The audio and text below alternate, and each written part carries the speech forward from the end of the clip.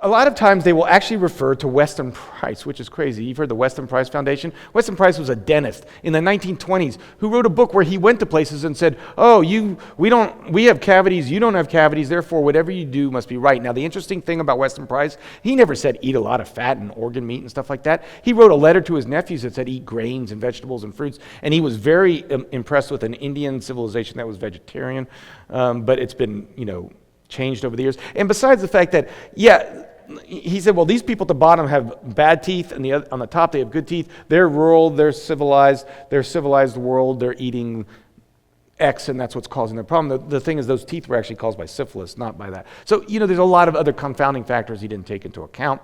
Anytime you talk to a meat eater, they'll say, well, look at the Maasai. They eat meat, and they're skinny, and they don't have heart disease. Well, they live to an average age of 45.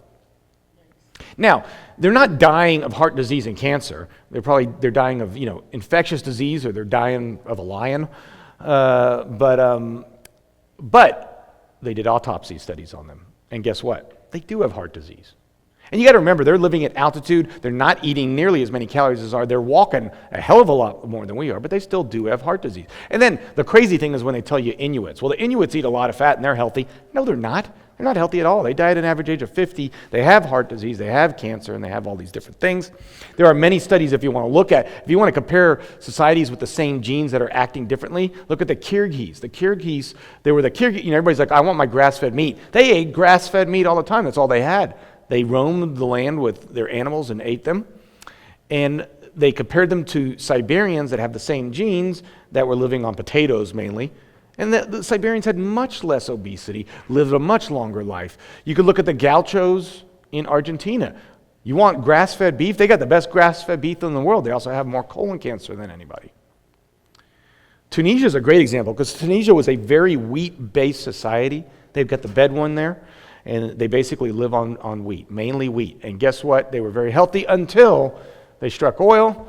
And then they started eating meat, and as they started eating meat, they got a lot of diseases. And in fact, a doctor named Dennis Burkett had this great idea because he was a general surgeon like me. He's in England, and he's seen people from Uganda, and he's looking at what they eat, and he's looking at their diseases. And they've got diverticulitis, they've got cholecystitis, all the same things we see all the time, right? So he said, I wonder if they've got that in Uganda. So he goes to Uganda, and I can't imagine, because he goes to Uganda, and he's really interested in bowel movements. It's kind of funny. So he goes there, and I can't imagine him going up to a tribe in Uganda and saying, do you mind if I look at your bowel movements? But he went there, and he really studied this. They didn't have any heart disease. They didn't have any diverticulitis or cholecystitis or appendicitis. None of it. They didn't have any of it. And he concluded that it was all because of fiber. So he was the guy that really started us on fiber. They had very, very high fiber diets. And he had this cartoon that I just love because I think about this every day as I practice medicine. Are you a floor mopper or do you turn the tap off? What he's saying here is that basically we've got a faucet going on, and that's our diet. And we are making ourselves sick daily. And what doctors are doing are cleaning up the mess on the floor. No one's turning off the faucet. And that really is the problem. Now, we started with this protein obsession from Carl von Voigt. He looked at tissue and he said, there's protein in it, therefore protein must be important, and we need to eat a lot of protein. He said, eat protein, and we didn't care back then, right? The fatter you were was actually a sign of being successful and rich. No one really thought about it. Now, there were some people that said, no, you don't need much protein. This is from a 1907 New York Times front page. It said that cancer increases amongst meat eaters. We kind of forgot that, though, because, meat became the thing to eat to show that you were rich. Now, Industrial Revolution comes, and all of a sudden you don't have to be rich to eat meat. Your food's not coming from this guy anymore, and we became fat and we became sick. And we actually had a committee of the government look into this, and they said we're getting fat and sick because we're eating too much animal fat. Now, the problem with it, this is the McGovern Committee. The problem is that the McGovern Committee, they said eat less meat, but the meat industry said you can't say eat less meat. And it got changed in committee to where the recommendation became eat more. Remember, they said eat less meat. Now it's eat more lean meat. And all of a sudden, we started talking about carbs and fat and protein. We started breaking food down into its component parts, and that's where the problem came. We started not looking at food as food anymore. We started talking about these things because it's great for companies. They say, you want reduced fat? Here's an Oreo with no fat.